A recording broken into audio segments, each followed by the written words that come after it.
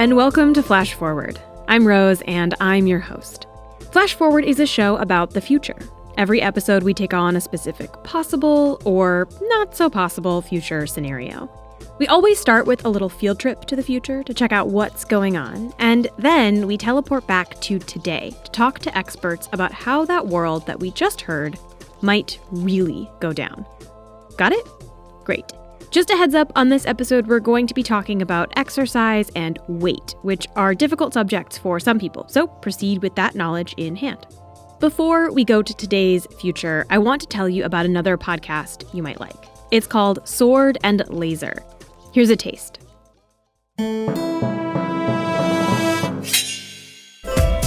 Hey fans from the future, Veronica Belmont here, host of Sword and Laser, along with my co-host, Tom Merritt. Hi there. We just wanted to pop in to tell you we're glad you enjoyed our podcast, Sword and Laser, and thanks for being a listener for so many years. Ooh, Tom, this is actually our first promo for Sword and Laser. We haven't even told them about swordandlaser.com. Or that we read a new sci-fi or fantasy book each month and discuss it with the greatest fans of genre fiction in the world. Man, I thought that happened a long time ago. Yeah, time travel is hard, Tom. You know this because we read and discuss books about it. Right, and about dragons. Do they know dragons are real yet? Shh, spoilers. Sorry. Just tell them if they want to keep up on sci-fi and fantasy book news and develop the best reading list in the world, they need to check out swordandlaser.com. You just did. Oh.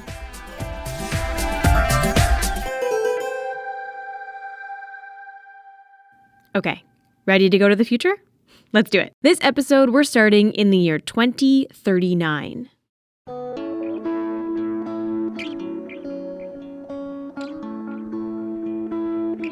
Remember this?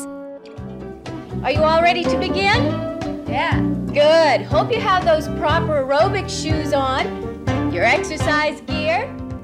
Okay, because we're going to be... Or this? Let's begin in child's pose. Your shins on the mat, knees bent. Take your forehead down and your arms forward. It's always really nice to let the skin on your forehead crease. Or even this. Come on, y'all. Push. Dig through, y'all. Come on. Yeah. Push, y'all. Push. Have you been searching for a way to boost your energy, shed some pounds, and improve your health? Have you tried everything to stick to a workout regimen? Well, I'm here to let you know that there's a better, faster, and easier way. I don't know about you, but I simply don't have time to gather all my things and go to the gym every day. And home workouts, well, come on, we can be honest here. We both know they are just way too easy to skip. But you want that lean, toned body, am I right? Well, now you can have it, without fussing with the treadmill or lifting a single weight. You see, it's this, Hygieia. Hygieia is a revolutionary new formula that combines cutting-edge modern science and good old-fashioned flavor. Hygieia is easy, convenient, and tastes great. Simply add a few drops to your morning meal, and that's it. You'll watch as your endurance increases and that stubborn fat melts away. It's no wonder that Hygieia is the leading exercise replacement formula. Try it today. Call now for a special offer to get free shipping on your first order. Just call 1-800-HYGIEIA. That's 1-800-494-4342. Call today. Okay, so in this future, there is a pill that can replace exercise. Like every lazy person anyway, I have the fantasy of an exercise pill. It's up there with winning the lottery in my life goals. My name's Nicola Twilley, and I am a writer and a podcaster. I co-host the podcast Gastropod, and I write for The New Yorker. I talk about how much I like the podcast Gastropod all the time. It's a great show. But this time, I'm talking to Nikki not about food, exactly, but about the future of exercise. Or really, the future of not exercise. Because Nikki wrote a piece recently for The New Yorker about drugs that can replace exercise. And this might seem super futuristic, but it turns out there actually are drugs out there today that basically do this. 516 was originally developed by GlaxoSmithKline. Technically, the full name for this particular drug is GW501516. But for probably obvious reasons, nobody calls it that. Yeah, the people who sort of talk about it online call it 516 for just the sheer effort of saying GW 501516 is too painful after a while. So in the 1990s, GlaxoSmithKline comes up with this drug. They thought it would be a treatment for something called metabolic syndrome. So that is that sort of cluster of bad things: obesity, high blood pressure, high blood sugar, and it's a precursor to even worse things like heart disease and diabetes. So they were very excited about it. Nowadays, in its afterlife, it is now the leading contender for an exercise pill.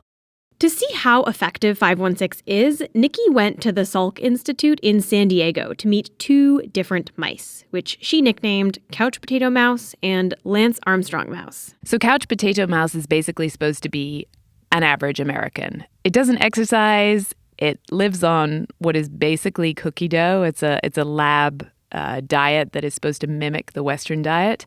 And Couch Potato Mouse was, when I met him, he was just kind of lolling around in his bedding. He was fat, visibly fat, rolls of fat underneath a sort of thinning, greasy fur. Even though I was there was no reaction, no twitching, no sort of moving away, nothing. Then there was Lance Armstrong Mouse, and Lance Armstrong Mouse was also eating that same cookie dough diet, but he didn't look anything like Couch Potato Mouse. Lance Armstrong Mouse was like Super Mouse. His coat was shiny. He was running around. His whiskers twitched. He was curious, came over to sort of look at me and twitch a little. He looked great, basically. His fur was shiny. He was slim, sleek, strong looking.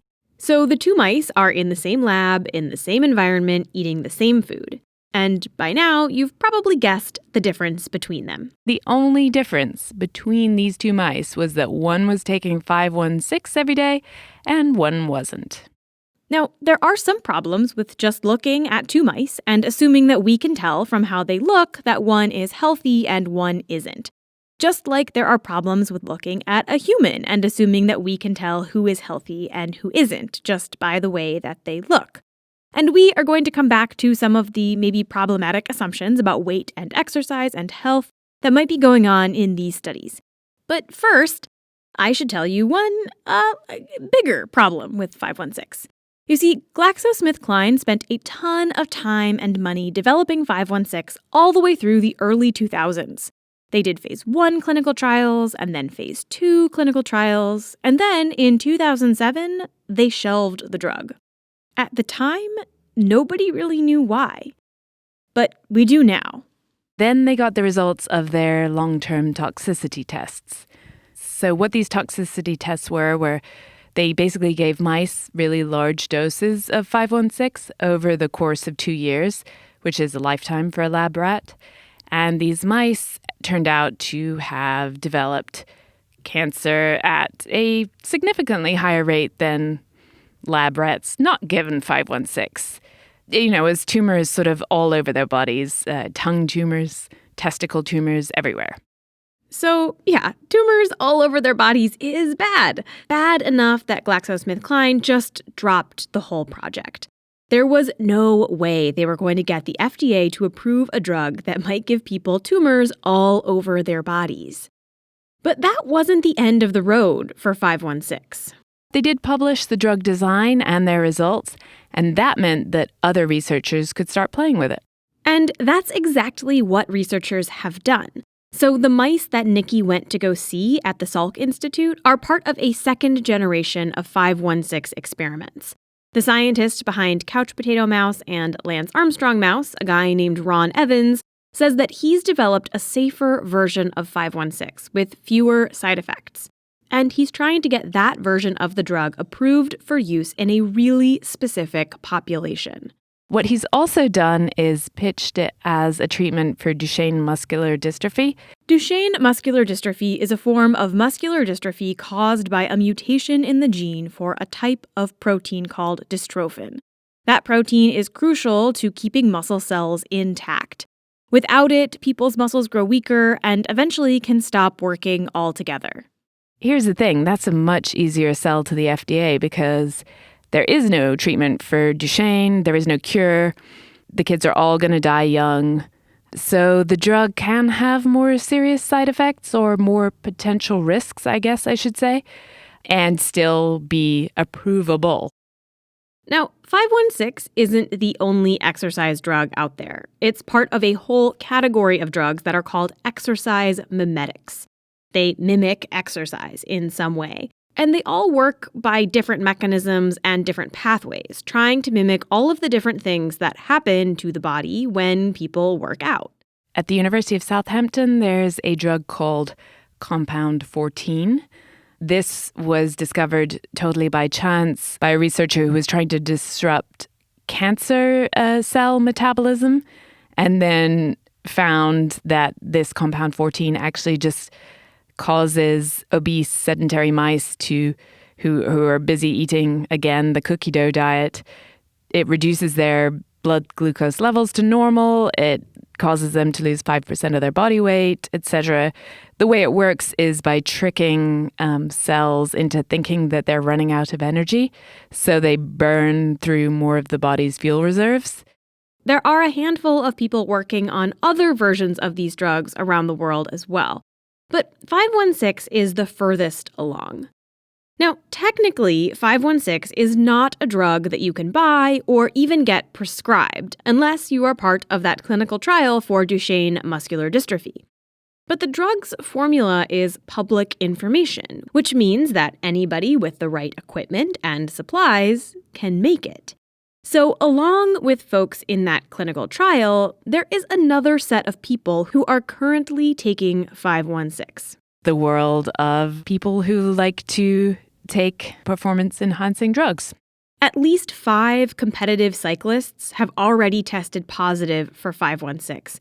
And the World Anti-Doping Agency actually issued a warning about the dangers of taking 516, writing, quote, "The side effect of this chemical compound is so serious that the World Anti-Doping Agency is taking the rare step of warning cheats to ensure that there is complete awareness of the possible health risks to athletes who succumb to the temptation of using GW 501516 for performance enhancement."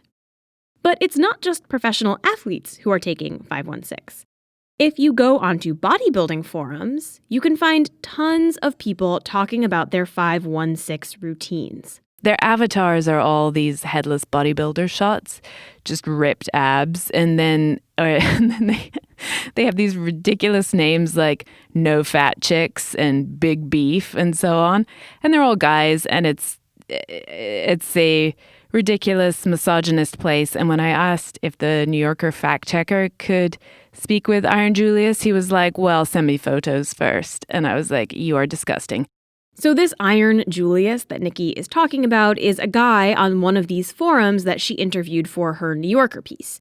Unsurprisingly, Iron Julius did not want to give his real name.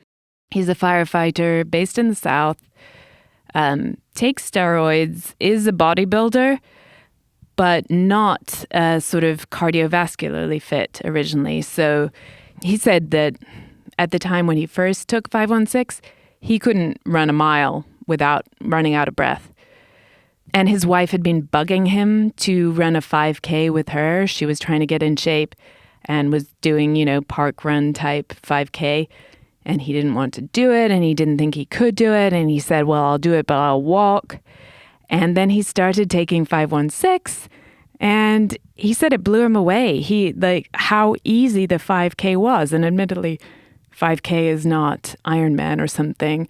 But if you're not training at all and you can't run a mile without getting out of breath and stopping, then being able to run 5K easily and happily and without any training is actually pretty amazing. It is pretty amazing if it's true. And it's actually pretty in line with a lot of the stuff that I found on YouTube, people talking about how amazing 516 was for them. Now, you can't necessarily trust these videos, of course. A lot of people who make videos like these are selling the products that they are reviewing. which doesn't exactly make them trustworthy accounts. And even if they are not selling the drug, they could simply be experiencing the placebo effect. So, to test whether 516 actually works, Nikki decided to order some for herself. I'm just going to look up what my specific receipt said. There are a few different kind of names for it on the market. Here we go. It was $97.99. Very reasonable. And I ordered GW Aqua is what they called it. Don't ask me. I think that's because it comes in liquid form. And that's what Iron Julius was like. It's best to take it that way as a liquid. So I followed Iron Julius's instructions. What's really ridiculous about this is this little dropper bottle, looks like an eyedropper bottle or something. There's no dosage instructions. There's no, you or I are used to, when we get the drugs from the pharmacy, it says when to take it and to take it with food or not with food and how much and how many times a day. And of course that stuff doesn't exist for these kinds of drugs because you're not supposed to be taking it anyway. So the other thing that I loved on the label is it said prescription only, and then underneath it said not for human consumption. So I was like, awesome. So what I did was I called the guy who originally who designed the drug, basically, the GlaxoSmithKline scientist back in, the 1990s. And I said, look, I have this. Would you take it if you were me? Would you take it if you were you? I just asked. And he was like, no freaking way. And so I had been all like, I'm going to do this. I'm a real reporter, blah, blah, blah. And then I was like, wait a minute. Do I love the New Yorker enough to put poison in my body? I do not. I, on the other hand, do love this show enough to put poison in my body. At least a little bit of poison for a short period of time. So, like Nikki, I ordered some 516 on the internet.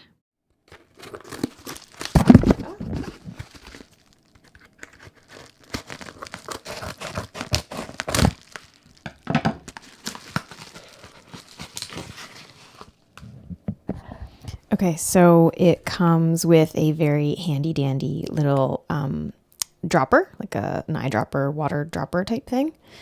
And it's in a blue bottle, like a little bottle that you would put, like a little shampoo bottle, like from a hotel. Solution facts: primary ingredient GW501516. Handle with caution. Not for human consumption. For research purposes only. Oh, it expires. It expires on 1/2020. It also comes with a whole piece of paper that has terms and conditions disclaimer. Oh, there's just a bunch of all caps later on. This is very long. The whole page is text. It just keeps going. Uh-oh. All products and services offered are for research purposes only. Under no circumstances should or shall any of these materials be used for recreational purposes nor human consumption, followed by 3 exclamation points. All customers are assumed to be legal researchers or licensed researchers. If you or your affiliates are not, then we do not know this, and you will be held liable for fraud/deceit, 3 exclamation points. Uh-oh, that sounds bad. And then at the bottom it says, thank you for your business. So the first question I had about this stuff once I got it in the mail was whether there was any way to figure out if the liquid in the bottle was actually 516 or not. So to figure that out, I called my dad. Hey, Rose, how are you? Good, how are you? So my dad used to work at the giant pharmaceutical company Pfizer, and he now runs his own biotech startup. So here's my question. Yeah. Let's say that I had some chemical in its like a liquid form. Okay. And I wanted to figure out what it actually was. Okay. How hard is that to do? The difficulty of the problem is really dominated by what you know about what it might be. If you start off with it could be anything, that could be very difficult. If you start off with the assumption that it is within certain boundaries, it can get a lot easier. So let me tell you what I think it is. So I ordered this thing off the internet. Yeah. Yeah. Have you heard about exercise mimetic drugs? Yes. Okay. So I'm doing an episode of Flash Forward about one of those, GW501516. Yes. There are places you can get it on the internet, and they claim that that's what it is. So I think I know exactly what is in this little bottle. But my question is, because I did order this off the internet, who knows? Do I know that it's actually that? I don't. So if I gave this bottle to you, would it be hard for you to figure out if that is in fact what this chemical is? It would not be hard.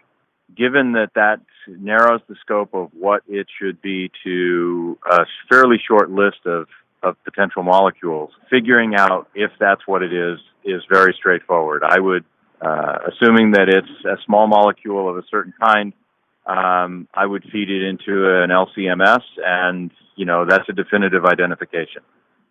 Because so here's the real question I have. Yeah. I have this thing that I ordered from the internet, and as part of the episode, I'm trying to decide if I should take it or not. Oh, and you want to do that cheaply and without a big chemical laboratory? Preferably, yes. I have a small budget. Yes. Yes. Yeah. Yeah. Absent, $1 million worth of scientific equipment and the knowledge to use it, unless there's a kit that is around to identify that specific drug, then it's going to be really difficult to determine if that is, in fact, what it is. So there's really no way for me to figure out whether this bottle contains GW501516 without a lot bigger budget for this show. But the chances that the bottle contains something way worse and way more potent is also pretty slim. It's much more likely that it just contains ethyl alcohol and nothing else. There are relatively few cases where people put something else in that is actually a potent drug. That's just not their business model, There are some actually. There's a couple of cases where people this is Chinese herbal medicine and spiking it with sildenafil, because synthetic sildenafil in China is cheaper than the expensive actual herbal ingredients that they would otherwise have to put in this thing. And so they were basically selling lawn clippings with sildenafil in it. What is sildenafil? What is that? Viagra. Oh. Yeah. Got it. I bet you it worked quite well then. Yeah. And their customers are happy. Right? Yeah. Okay, so chances are if it's not 516 in the bottle, it's probably just alcohol. If it is 516, well, then there's the whole cancers all over your body risk. But that happened to mice when they took a lot of the drug over their entire lives. I have no plans to take this regularly. The amount that I have is small enough that I'm probably in the clear, at least as far as cancer goes. In your professional opinion / dad opinion, should I take this thing I ordered on the internet?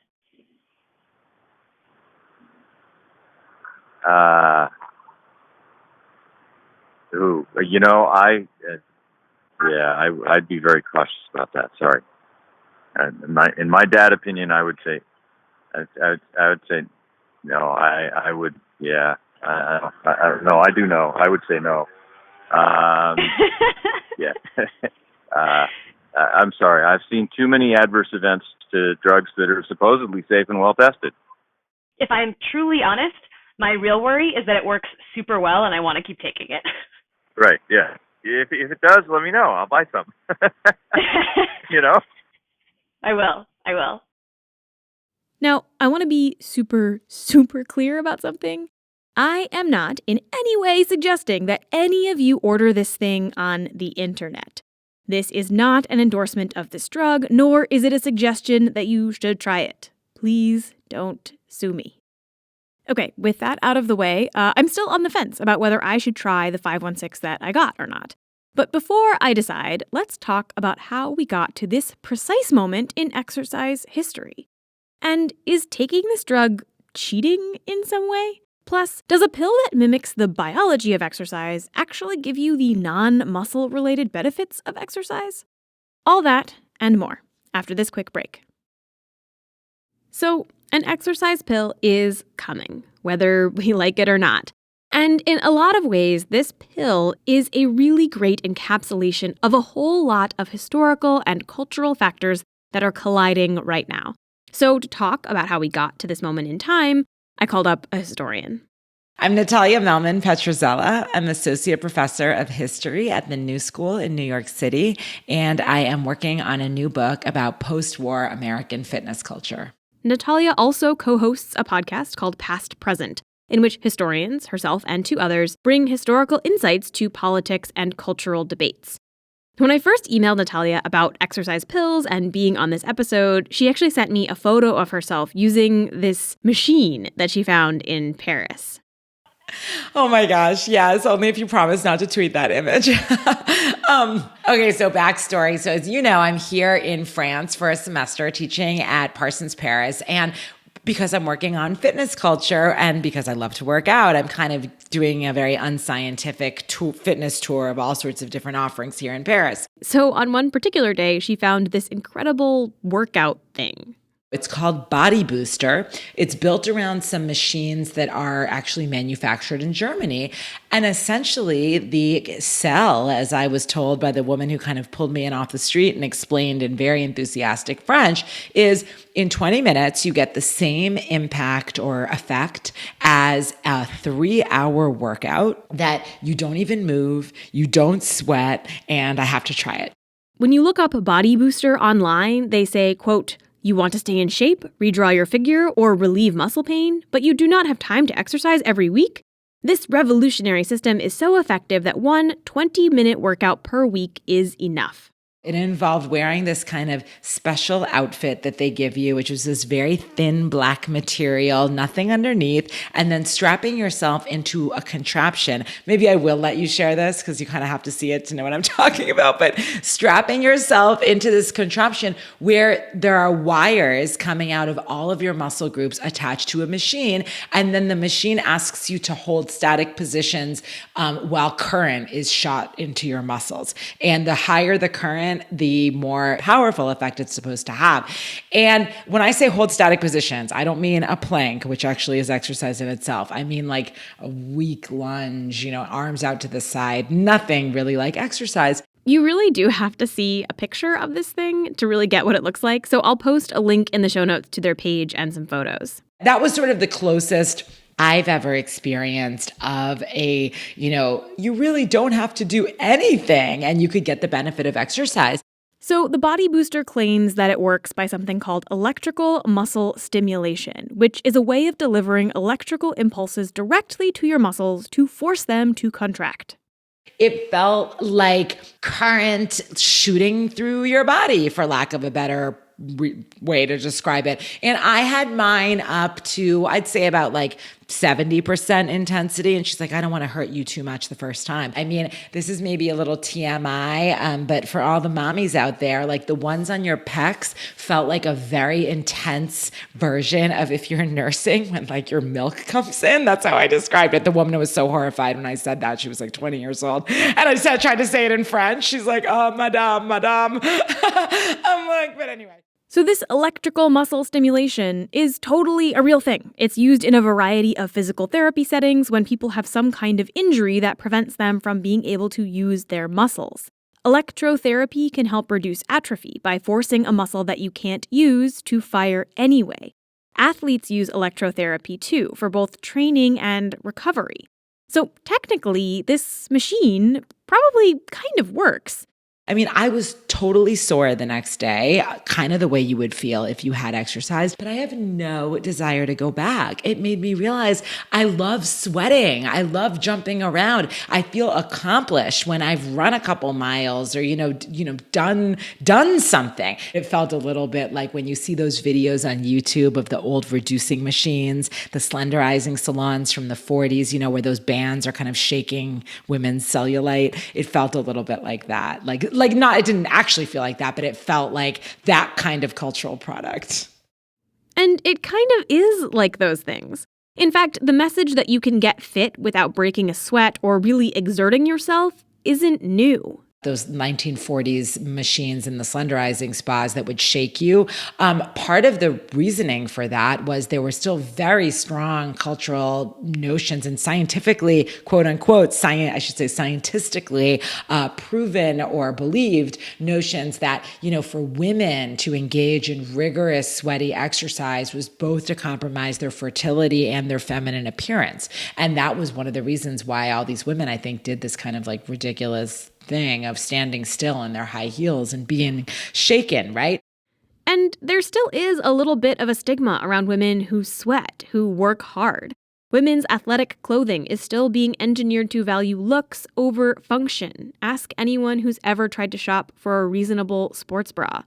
So we have that happening, and at the same time, we have this ever-increasing obsession in the United States with efficiency. The whole Soylent approach to eating, right? This idea of like, who really needs food anymore? Like, we'll just like mix up this combination of nutrients and there you go. And, that certainly takes the Instagrammability out of your beautiful kale creation, but it also fundamentally changes the nature of what food and eating is, right? It's just an agglomeration of nutrients. It's not about taste. It's not about sitting down with your friends. It's not about anything but nutrients. And to me, that makes it a very strong parallel to, this conversation that we're having. But like, why do you do exercise? Well, it's about the reaction of your fast and slow twitch muscle fibers. Like, that's it.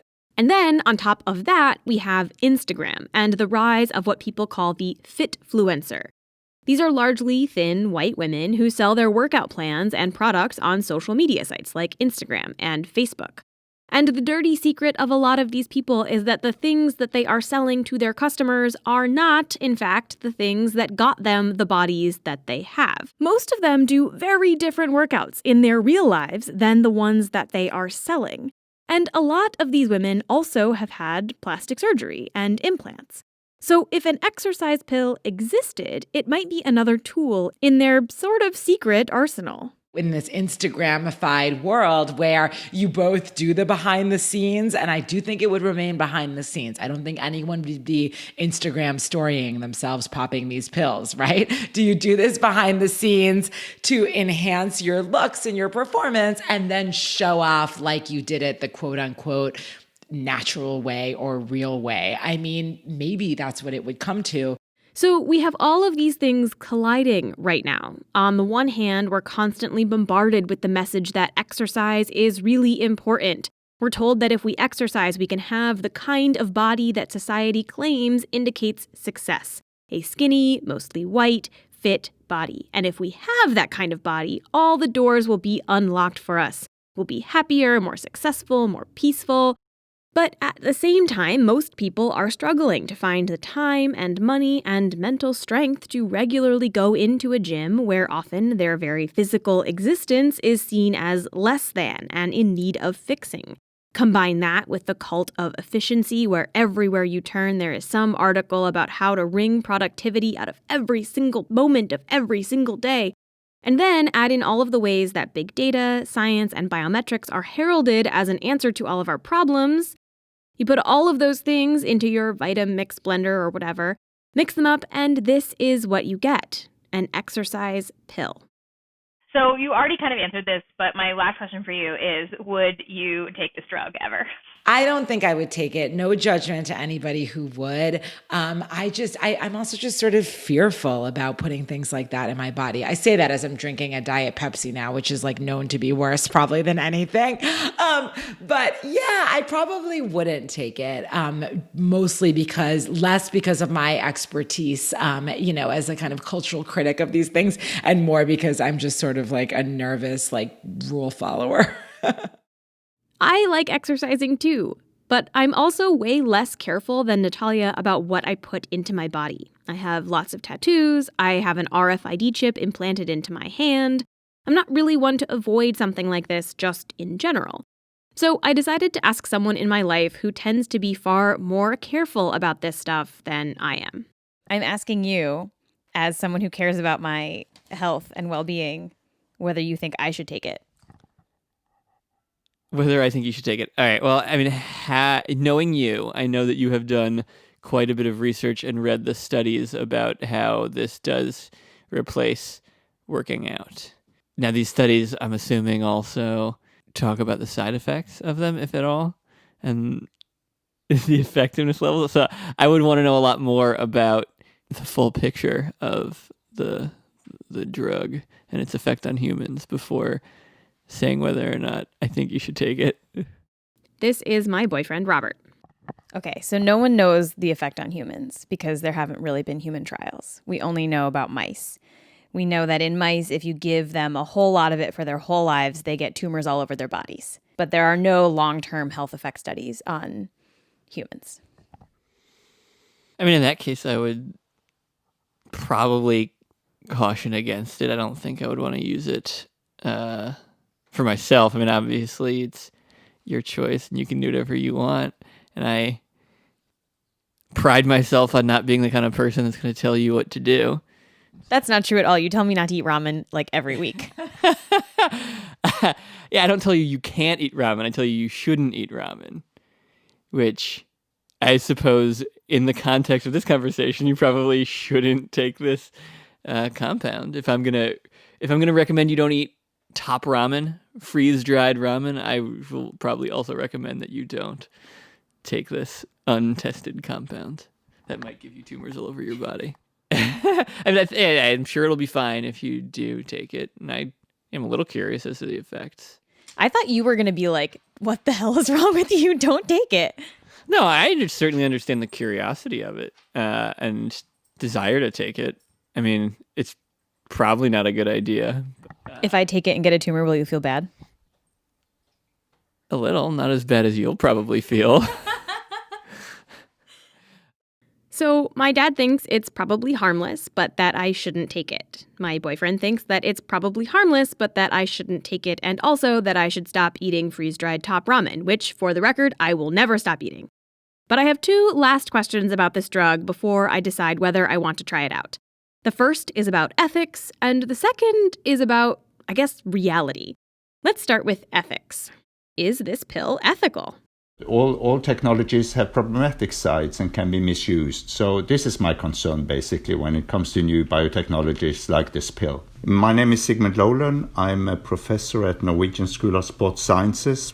Sigmund wrote a paper about the ethical quandary presented by exercise pills. Is it in some way unethical to reap the benefits of something without actually doing the thing? Or, to put the question another way, is there a danger in cutting out the exercising part of exercise? Are we actually removing something really valuable without realizing it? Sigmund went about answering those questions by asking another. Does exercise have instrumental value, intrinsic value, or both? Instrumental value is when you do one thing so that you can get another thing. We do things for something else. We work to make money. Intrinsic value means that doing the thing itself has value, regardless of the outcome. Lots of things have both instrumental and intrinsic value. So what about exercise? And when it comes to exercise and fitness, many people consider this an instrumental thing because it's something you have to do. We call it a workout. Or you need to exercise because the new summer is coming in. You need to fit in your swimming suit and your bikini, and you have to look good on the beach. These are all instrumental justifications of exercise that I find very problematic. If this is the only value of exercise, then the exercise pill is fine. Then we don't have to spend money on and time and energy on exercise. But if exercise also has intrinsic value, if it is valuable in and of itself, then Sigmund thinks that the pill raises some concerns. And he thinks that exercise does have intrinsic value. The feeling of being alive when your heart starts pumping, the feeling of being tired, the feeling of increasing your fitness, the feeling of reaching a steady state level when you jog or you walk fast, when there is balance between your heartbeat and the need of oxygen of your body. This is a beautiful feeling of being alive. That is a value in itself. Now, for some people, exercise is something that they do because they want to achieve an aesthetic result. It is something that they do not enjoy. There are plenty of jokes and memes and posts online about how we should all suffer through the working out part to get the perfect beach body or whatever. And so maybe the exercise pill would be a good thing, a way to relieve some of the stress and pain that people endure because they are told they should look a certain way. But Sigmund says that isn't treating the real problem here. In such a culture, the problem is not really solved by an exercise pill. That's just softening the symptoms. You have to go into that culture and take a critical discussion about the whole idea of fitness and exercise, making people unhappy and under rigid body ideals that they cannot fulfill. That's a misuse of exercise, and that's a reduction of its value. In fact, Sigmund thinks that the people of the future will look back at our current relationship with movement and play and exercise and see it as basically the Dark Ages. And I think in the future, historians will look back at our societies and they will shake their heads and they will say, why didn't they solve the traffic problems? Why didn't they solve the movement-hostile urban environments we have today? There will be a society where public transportation will be free and frequent, where there will be the pollution problem will be solved, where movement, everyday movement, would be natural and joyful, funny stairs, nice music in the gateways, on the pavement, colors in the stairs of big buildings, people walk up and down with joy. This is a movement utopia. That's one possibility, actually. And I think that makes people happier. It's a more humane and friendly society. A movement utopia. That sounds quite nice, actually. So ethically, cutting out exercise is questionable because it cuts out something that has value in and of itself. And that brings us to, I guess, my biggest question about these pills, which is, what are we actually even replacing? Because exercise contains multitudes. It's not just one thing. It's not purely a biological phenomena in which our muscles contract. This is why, for Natalia, putting on a suit and getting zapped to work out just didn't really cut it. And that is how Casey Johnston feels about it, too. I'm a process person, I think, is maybe how I would describe it. I'm not a results person. And I think that's again, like, I think what attaches people to things like exercise is that you enjoy the doing of it and like the day-to-day of it rather than what you're getting out of it. My name is Casey Johnston, and I work as the future editor at The Outline, and I write the column Ask a Swole Woman. So Ask a Swole Woman, if you're not familiar with that lingo, is an advice column for women who want to get into lifting or already are lifting. Specifically, Casey is a power lifter. My best ever squat is 246 pounds. That was a couple weeks ago. My best ever bench is, I want to say 135. My best ever deadlift is 275. I would love to hit like a 275 squat, like a 150 bench would be ideal. And I'd love to break 300 pounds on a deadlift, like 305, I think is reasonable. Powerlifting was not Casey's first sport. Like lots of people, she turned to running first. I wasn't like incredibly depressed in college, but I think I was depressed and I was like, didn't feel like myself. And, exercise being a big component of health, I was like, I'll try this. But eventually, running stopped giving her that thing that she was looking for. And after about 6 years, I got really sick of that and I felt like I wasn't getting more out of it, but I was doing more and more and more of it. And then I discovered like lifting subreddits out there on the internet and saw people like getting these really great results and like feeling really strong and really good about themselves and like eating a lot of food and just like living life to the fullest. And I was like, wow, that's what I want out of exercise. I want to have to like not think about food and not think about how I look and just sort of like do my exercise and eat my food and like let it all take care of itself. And like lifting felt like it did that so much more for me than running ever did. Like a lot of people, Casey uses exercise as a way to turn off her brain a little bit. Running gave me a lot of time to think, which was like not really what I needed. To like have more time to fret. Like lifting, you have to have such total focus on what you're doing that you don't have room to like think about other stuff. So I will go into the gym and come out and after an hour or whatever and be like, wow, I really didn't think about anything outside of the gym for that whole time. And it's so refreshing to like have a break from your life that way. It's like a very primal like thing. I compare it in the best possible way to like getting chased by a bear, where it's like you can't think about anything else. Like you have to focus on what you're doing. And that's not something that you get when you take an exercise pill. What percent, and this is like an impossible question to answer, but I think you'll understand what I'm driving at, is like what percent of the benefit of going to the gym do you feel like is from the actual physical lifting weights, and how much of it is from the whole process of like going and not having to think and all the other stuff? I definitely do get something out of the specific activity of lifting weights and like feeling accomplished. It does, and that's like another benefit of it, is that you do feel like you did. It's so valuable to feel like you completed something, like it's a thing that you can complete. That it's lifting weights doesn't really, like that can be true of rock climbing, can be true of running. Let's say maybe 30%, 40% the actual lifting of the weights, and then like 60 to 70 just all of the things that happen around the lifting of the weights. Even when I tell Casey the story of the mice, the couch potato mouse and the Lance Armstrong mouse, the cookie dough diet, one looks so much better than the other, she's not impressed. The question that immediately comes up for me from all of this is like, but how do the mice feel? And this, in my opinion, is the biggest critique of these exercise pills for general use.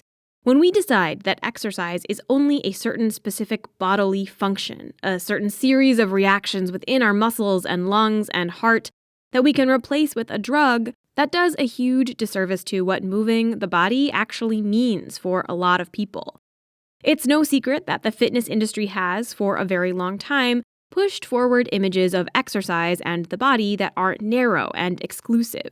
Right now, particularly in places like the United States, there is an incredibly toxic idea that if your body doesn't look a certain way, you are immoral. People judge one another's bodies all the time in ways that are both not scientifically sound and also just plain mean and terrible. In fact, there are compelling arguments that the quote-unquote obesity epidemic is a cultural phenomenon, not a medical one. There's a really thought-provoking book called What's Wrong with Fat by Abigail Segui that really digs into the ways that culture has impacted how we talk about weight and bodies. Now, there's no question that this pill could be really useful for some people. But there's also a layer of cultural critique that I think has to be leveled when we're more willing to prescribe people pills than to expand our narrow definition of exercise to mean something more inclusive and expansive. Because there's a dystopia to be had here, right? It's not that hard to imagine doctors prescribing this drug to people that they deem overweight. It's well understood that many people don't have the time, resources, or invitation to move their bodies in a way that works for them. But to see the solution in medication rather than economic and social change is pretty dystopian, in my opinion. So, after reading all the papers I could find and talking to all these people, I've decided that I am going to try the 516 that I got on the internet. But because I don't want this to be a wasted exercise, I need to design some kind of experiment to see if it's actually working. My usual sport of choice right now is rock climbing, which isn't actually a great sport to test this on.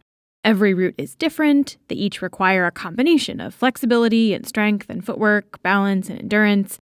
It's why I like the sport, but it also makes it a really bad form of exercise to use for testing this drug. Of course, there's no way for me to design a truly great experiment here, considering that I am just one human and there are a ton of variables at play here. But I am going to test it with as much control as I can. To do that properly, though, I need a little bit more time. So I'm going to bring you the results of this 516 experiment in a future episode. So stay tuned.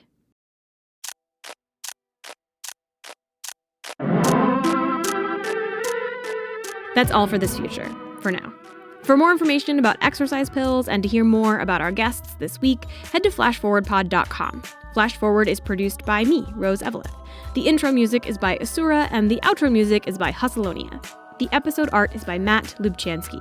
The voice from our intro this week was played by Tamara Krinsky. Check out her new show, Tomorrow's World Today, which premieres on the Science Channel at 8 a.m. Saturday, May 5th. It's a show after Flash Forward's Heart, all about technology, innovation, and creativity. Special thanks to Nicola Twilley, whose New Yorker article started this whole thing. I will post a link to that story in the show notes and online. You can listen to Natalia's podcast, Past Present, on any podcasting app. And you can find Casey Johnston's column and newsletter, Ask a Swole Woman, at Self Magazine or at her website, caseyjohnston.net. If you want to suggest a future we should take on, send us a note on Twitter, Facebook, or by email at info@flashforwardpod.com. I love hearing your ideas. And if you think you've spotted one of the little references that I've hidden in this episode, email me there too. If you're right, I will send you something cool. And if you want to support the show, there are a few ways you can do that as well. Head to flashforwardpod.com/support for more about how to give. People who donate to the show are what keeps the show going, so I thank you all so much. If financial donations are not in the cards for you, you can head to Apple Podcasts and leave us a nice review, or just tell your friends about the show. That really does help. Okay, that's all for this future. Come back next time and we'll travel to a new one.